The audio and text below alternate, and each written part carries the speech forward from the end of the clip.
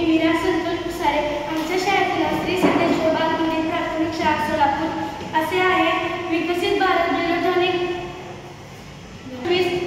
Vision 2025 च्या अंतर्गत location tracker shoes हा प्रोजेक्ट सादर करीत आहोत. आम्ही इयत्ता 7वी या वर्गात शिकत आहोत. आमच्या संघाचे नाव CV रमण संघ असे आहे. याचे रचना पुढील प्रमाणे. आमच्या प्रोजेक्टमध्ये lithium battery, Arduino nano GPS